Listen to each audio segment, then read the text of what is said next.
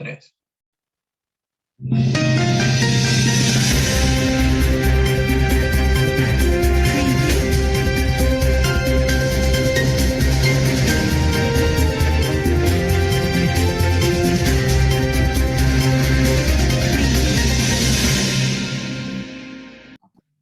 Hello and welcome to Good Morning TV. As you know, nuclear weapons are devices with enormous destructive potential which use energy derived from nuclear fusion. They originate with the scientific breakthroughs of the 1930s, which made their development possible, and boomed with the Cold War arms race and nuclear testing. In the late 1950s, the problem of proliferation was addressed. Sequently, the problem of possible use of terrorism purpose arose at the beginning of the 19th century. Today, we have an special guest, Camilo Hernandez, President of the United States, and Maria Jose Aponte, Ambassador of China. Welcome and thank you for accepting our invitation. Good morning, Luz. Thank you so much for your invitation today. Good morning, everyone. Good morning. Thank you for your invitation to this program. Thank you for coming.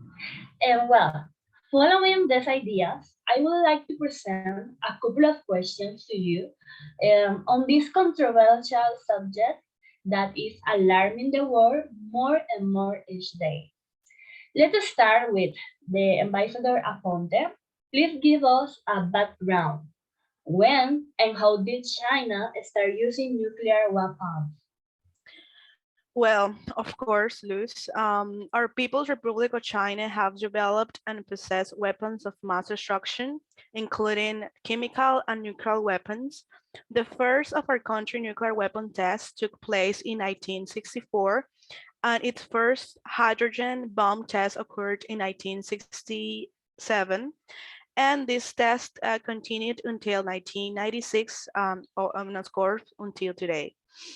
However, Mao Zedong, which was a former president of China, decided to begin a Chinese nuclear weapons program during the first Taiwan Strait crisis of 1954 until 1955 over the Quemini and Maxu Island. And while he did not expect to be able to match the large American nuclear arsenal, Mao believed that even a few bombs would increase our country's diplomatic credibility. Wow, was a rude way to establish credibility. But, well, we can clearly see things get their role in history. And Mr. Hernandez, when and how did the use of nuclear weapons appear in the country? Okay, Luz. So the United States first began developing nuclear weapons during World War II under the order of my predecessor, President Franklin Roosevelt in 1939. He was motivated by the fear that they were engaged in a race with Nazi Germany to develop such a weapon. So after a slow start under the direction of the National Bureau of Standards at the urging of British scientists and American administrators, the program was put under the Office of Scientific Research and Development. And in 1942, it was officially transferred under the auspices of the United States Army. Then it became known as the Manhattan Project, which was an American, British, and Canadian joint venture. So the United States was the first country actually to manufacture nuclear weapons and is the only country to have used them in combat. Just with the popular and fortunate events of Hiroshima and Nagasaki in the World War II. So before and during the Cold War, it conducted about 1,054 nuclear tests and tested many long-range nuclear weapons delivery systems. Okay. Approximately, how many nuclear weapons do you currently possess? All right, so in the case of United States of 2020, approximately, we have a stockpile of 3,715 active and inactive nuclear warheads, plus approximately 2,000 warheads retired and awaiting dismantlement. Of the stockpile warheads, we as country stated in our March 2019 New START declaration that 1,365 were deployed on 656 territorial and subaquatical strategic bombers. So this figure compares to a peak of 31,225 warheads that we had in 1967. And back then, we also then had 22,217 in 1989, according to the reports. So this does not include several thousand warheads that have been retired and scheduled for dismantlement, actually. That's impressive. I never thought the United States could have such firepower. On the other hand, Ambassador Aponte, what's China's position for this matter? How many weapons do you come with? All right, Luz. Well, actually in our country, there are varying estimates of the size of China's arsenal. Their country was estimated by the Federation of American Scientists to have an arsenal of about 260 total warheads as of 2015, and being the fourth largest nuclear arsenal amongst the 5 nuclear weapon states acknowledged by the Treaty on the Non-Proliferation of Nuclear Weapons, and one of the 320 total warheads by the SIPRI Yearbook 2020. We are positioned in the third place. And according to some estimates, the country could more than double the number of warheads and missiles that could threaten the United States by the mid of 2020s. Thank you, Ambassador Aponte. China, according to the above, what is your policy on the use of nuclear weapons? Well, in 2005, the Chinese Foreign Ministry released a white paper stating that the government will not be the first to use nuclear weapons at any time in any circumstance. In addition, the paper went on to state that this not first use policy will remain unchanged in the future, and that China would not use or threaten to use nuclear weapons against any non-nuclear weapon states or nuclear weapon free zone. That's basically our policy. Okay, right. Mr. Hernandez, what measures are being taken by the United States in this matter? All right, Lutz. So our administration's nuclear posture review, known as the NPR, checked our country nuclear declaratory policy for this year, which is the statement that we make about when, how, and why we might use nuclear weapons to deter adversaries and reassure US allies of its commitment to their defense.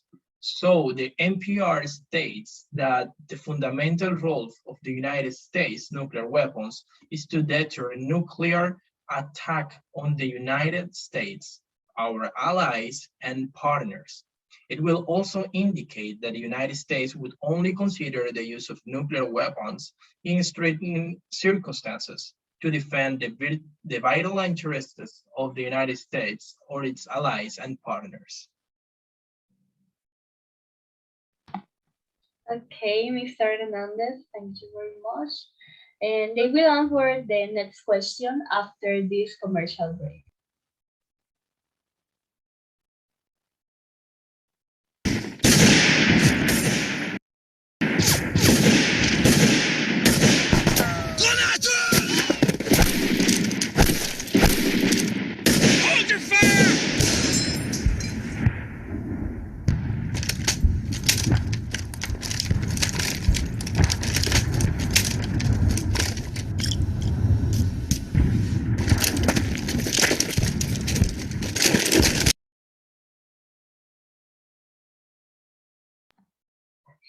Hello, we are back and we continue with this interview.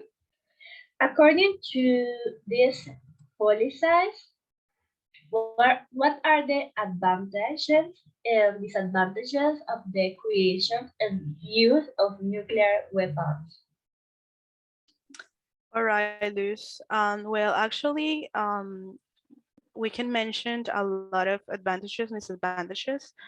And as we may know, only a handful of nations are armed with nuclear weapons. For example, Mr. Hernandez country, the United States, Russia, have the most weapons, but France, my country, of course, China, the United Kingdom, Pakistan, all have more than 100 weapons. And the presence of these weapons and their immense destructive capabilities is a major deterrent for starting a major conflict, like the two world wars and that my partner, Ms. Hernandez, mentioned before, that were fought in the first half of the 20th century. Even when both nations have nuclear weapons, their mutually assured destruction is enough to cause diplomacy to rule the day.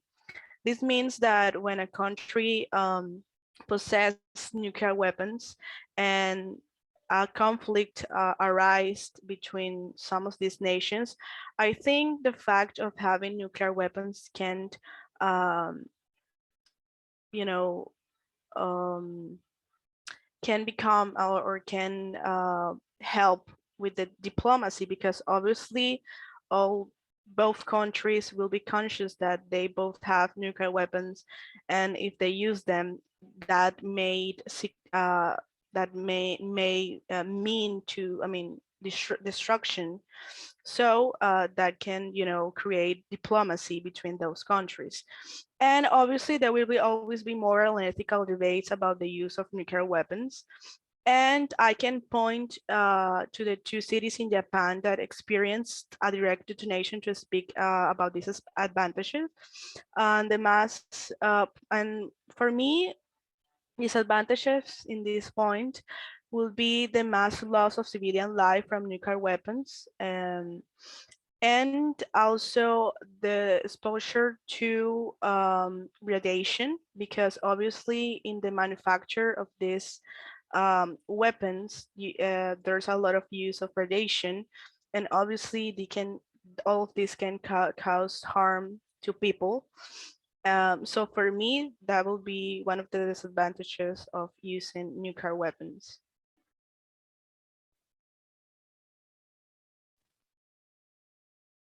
All right, so in the case of United States, um, well, it happens different because we think that one of the advantages we have is that it reinforces the idea of nationalism from border-based perspective. So the reality of human existence is that people, as you know, tend to go toward the areas of the planet where the most resources are available. This pattern of behavior dates all the way back to the Roman Empire and ancient Egypt. So when governments take action to defend their borders, then they are creating a method of organization that allows for the effective distribution of needed items to their citizens and the world beyond. Even though the borderless world seems like it could be an excellent idea, borders create an environment where the cooperation between cultures become a requirement for survival. So it forced us to develop an approach that seeks diplomacy first instead of launching missiles whenever someone does something that isn't liked. On the other hand, we also have the nuclear weapons help us to create new technologies in other sectors. So as you know, even though the destructive power of nuclear weapons is well known, the concepts of fission and fusion have helped us to develop a variety of technologies over the years in several different industries. So approximately 10 of the electricity the world uses every year comes from nuclear reactors actually. Medical practices that use nuclear techniques can help to diagnose and treat diseases when conventional options may not be available or useful. So we use nuclear engines or naval craft, and we are exploring this option for space travel as well. In the cases of the disadvantages, you know that there will always be moral and ethical debates about the use of nuclear weapons. So we can point to the two cities in Japan that experienced a direct detonation, just like my partner here mentioned. So we are talking about a loss of civilian life from nuclear weapons that is lost due to the war. And finally, nuclear weapon detonations are directly connected to cancer development as well. So the ionizing radiation and scientifically proven carcinogen in humans, it is directly linked to most forms of leukemia, thyroid cancer, and cancerous breast and lungs. That's just to mention one of the advantages or disadvantages from among. That would be all for my case. Okay, from this point of view, we can check the position of both countries regarding the use and importance of nuclear weapons in today's global situation. Thank you very much, Ambassador Aponte and President Hernandez. This is the end of our section today. Thank you for choosing us to be well informed. Bye.